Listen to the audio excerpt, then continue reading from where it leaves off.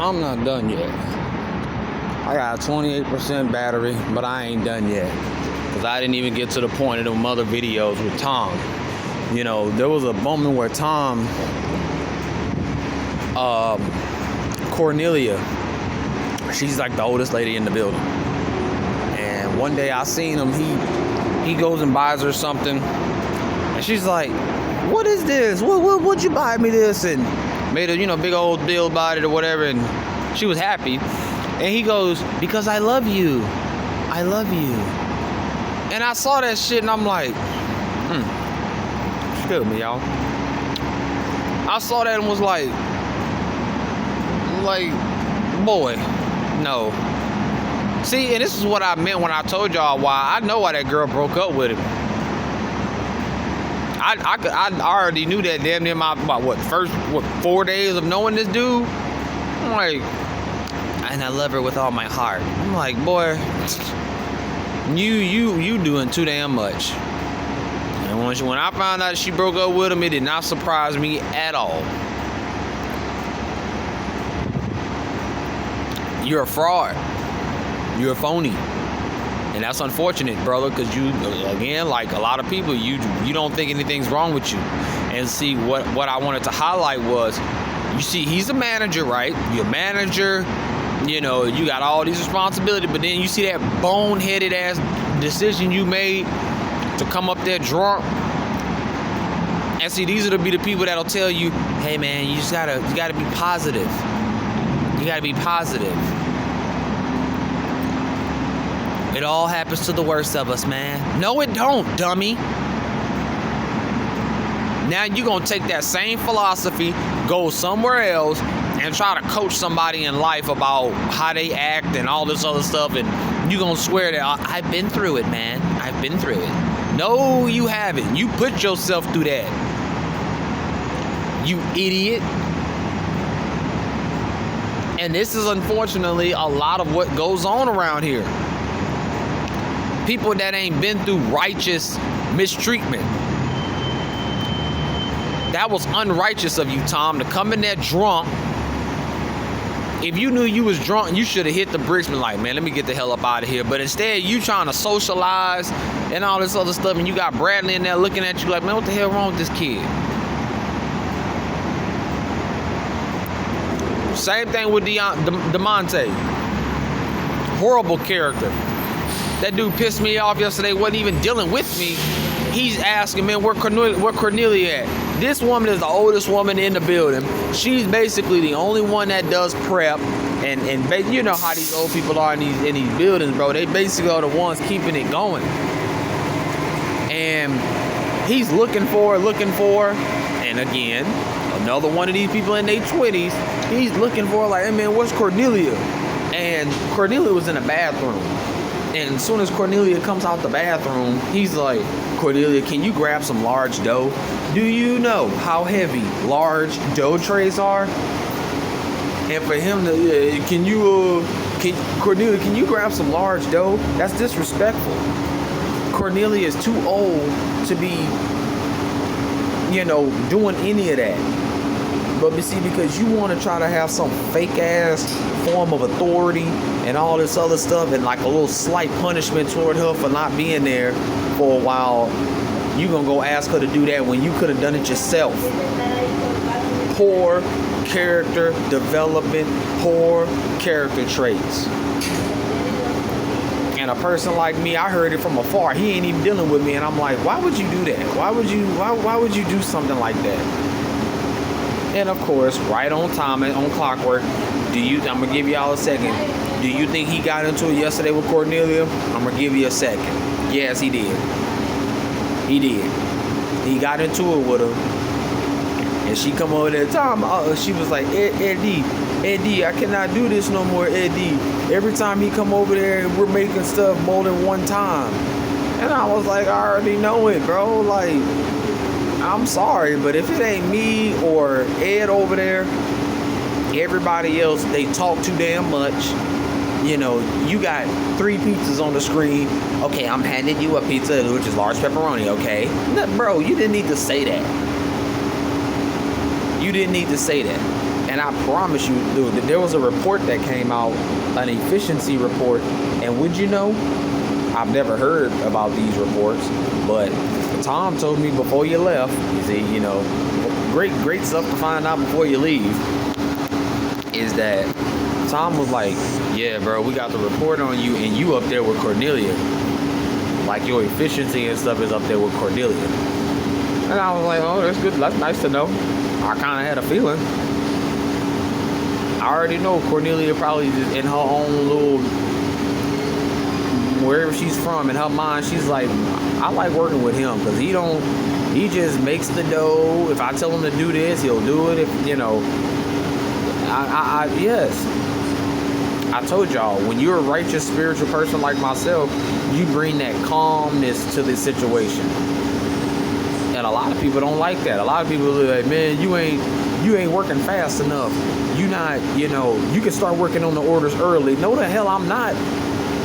I'm having to teach that little boy from Cameroon. I told y'all, that little nigga getting way beside himself. I ain't tell that story. Ed, because he needs to help a lot of times, he gave Caesar his debit card. And he tells Caesar, like, yeah, bro, like, you know, since you know, he does this all the time, like, thank you for helping me close. You take my debit card, go to the store, get you like a slushie or whatever you want to get, bro. That's just how grateful I am for the help. And he looked at me and was like, Charles, you can go with him. And I was like, appreciate it, bro. And here come this 6 foot tall motherfucking Slenderman. This nigga, can you buy me the pizza? And she looked at that nigga and was like, what did you just say? Can you buy me a pizza? And poor little dummy, he don't know that this, bro, like, and Caesar had to tell him, like, bro, this is not my money, bro. And second of all, what the hell we need to buy any pizza for when you can eat it for free? And he just had this dude. And me and Caesar, when we were walking to the stove, we was like, nigga, did you see what this little nigga tried to do? And he was like, bro, he was like, yeah, like, nigga, this not my money. Why the hell you know, this the same kid. Like, he's the only nigga in the building that be buying 2 liters. Why in the hell are you buying 2-liter sodas, bro? Like, you are the epitome of these third world people coming over here, seeing what you can get away with. You come off as like a soft-spirited motherfucker, but nah, nigga, underneath all that, you a begging ass nigga. From Cameroon. A begging ass nigga from Cameroon. Don't make no damn sense, boy. Talking about, can we buy you a pizza? What the hell we need to buy you a pizza for? Got all them damn free pizzas up there at the top of the damn rack. Like, what the hell is wrong with you? So that happened. And me and Caesar was on that shit instantly. Caesar was like, bro, you see how this nigga be doing? I was like, yeah, I know. He the nigga that's gonna mess it up here. I called him, I ain't say called him, but he called himself making a pasta in front of me, and he put every damn meat we had in the building in the bottom. I said, bro, I said, dude, don't ever let Ed see you do that shit, bro. I say, see, and then again, I'm like, nigga, it ain't funny. I know that's your little cover-up laugh. Like, damn, he caught me. Yeah. That's some of the shit that Ed be like, all right, bro, from now on, we're gonna have to pay for food. He didn't ask several times, like, again, you swear that nigga fresh off the boat from Cameroon, like, what can I eat in here? What is it okay if I eat the pizza? Can I eat?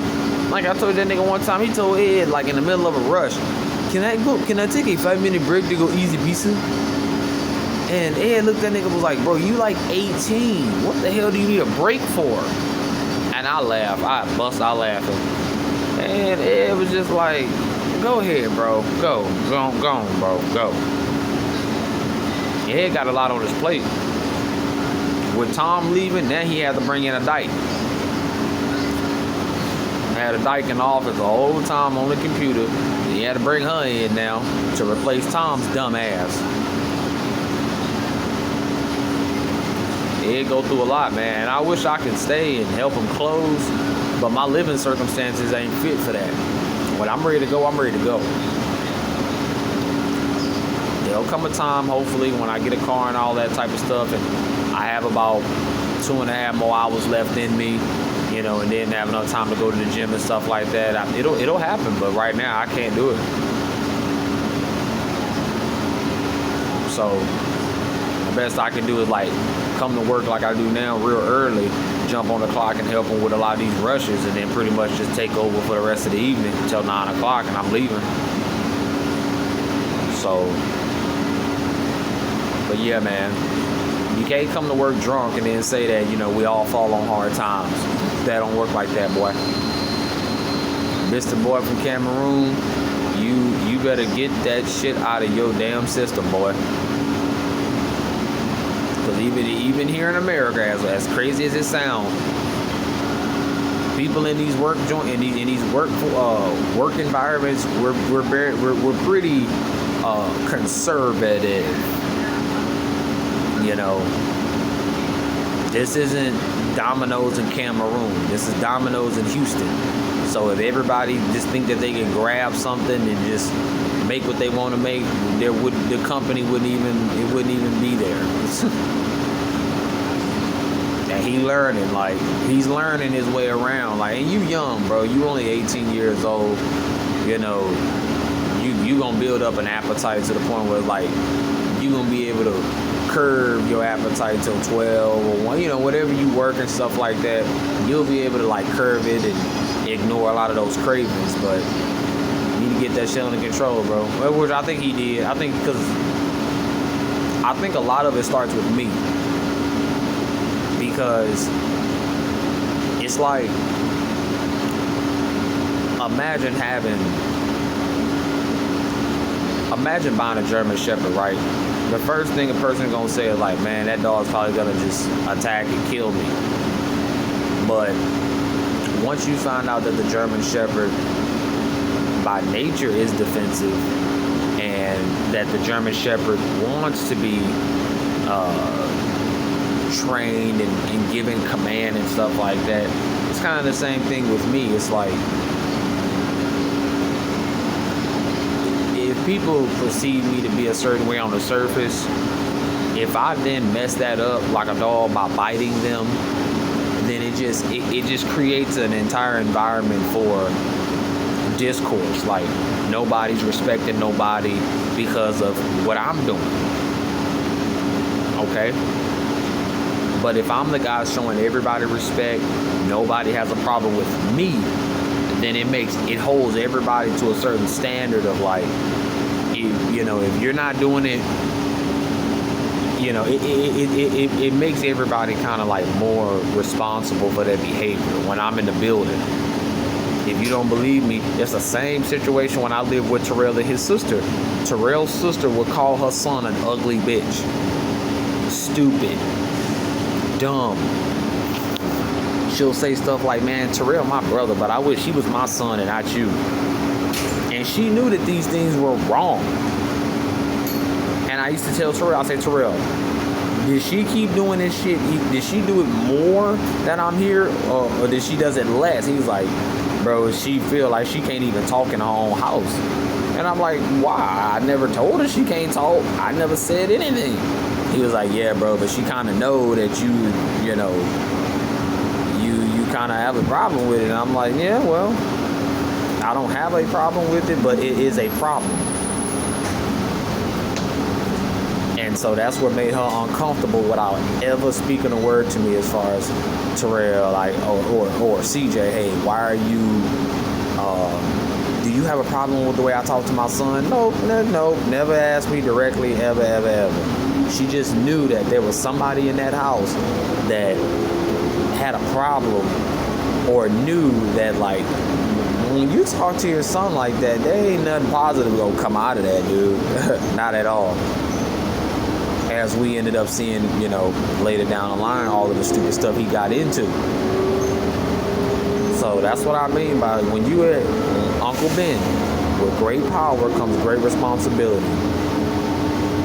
If I'm having a bad day and I go in there just acting how I know I'm capable of acting, then at some point in the day, especially with Brittany is really trying me. This is the chick that I told y'all got piercings and tattoos all over her face and look like a damn fool. And she's mentally thrown off. But see, for a city person, you fit right in. People can't identify your throwed offness because everybody throwed off. But I'm from the country, so when I see right through it. She ready to spaz out at the smallest things. I remember the other day I was just joking around, and she came over there and was like, Charles, can you remake this? I was like, nah, I can't remake that, bro. And she was like, and she turned around, looked at Ed, was like, Ed, and I was like, hey, it was a joke. It was a joke. And it made me want to vomit. Like, boy, you on edge this much to just clash with everybody. So that you can go home and say, I don't like you, and you. But I'ma still go there to work. I told y'all that she was the one that told me on my way out the door, was like, Charles, she was crying, she was like, Charles, you real disrespect. I mean, she was like, you're real respectful, Charles. That's what I can say about you. You real respectful. I can fuck with you. And I just kind of like joked it off. I was like, yeah, fuck with me, man. Fuck with me. And I walked out the door, but you could tell she was crying and stuff because she one of these bugged out ass females out here who think that men are deliberately treating women a certain way.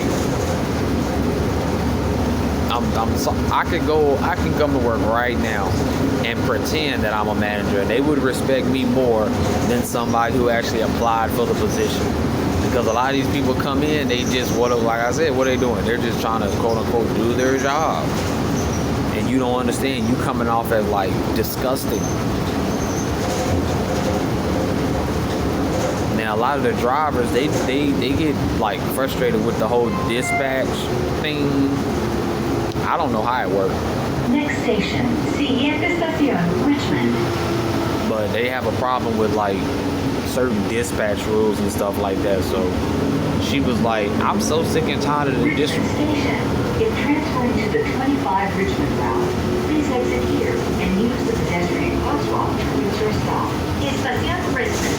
Si se transfiere la ruta 25 Richmond, salga aquí y utilice el cruce peatonal para llegar a su parada. She was like, I'm real tired of the disrespect from men in this place. And you know, when you say that, I was just like, oh Lord, you must be Mama Africa, Sister Africa type of shit, where you think that all this weird shit you doing with these, what they call these damn things, these stones, she got all these wild ass, like I said, man, she looked like some shit straight out of her, like, you remember that scene in King Kong, the wild people that kind of, I guess, protected King or worship King Kong. That's what she looked like. Just got all types of stuff everywhere, and it was so just,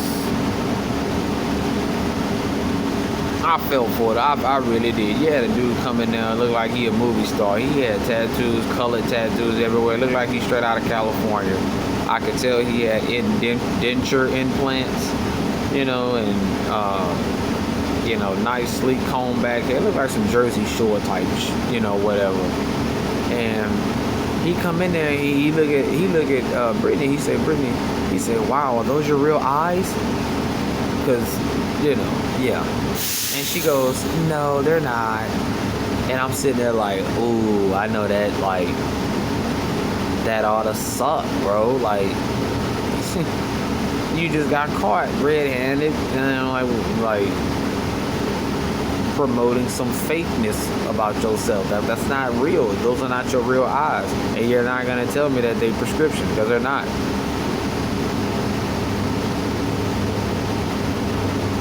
Just time and time again, bro, these people humiliate themselves. He was like, you're very beautiful though, and you can tell if a dude like that complimenting a girl like Brittany, it's because of him too. He has like character flaws, insecurities.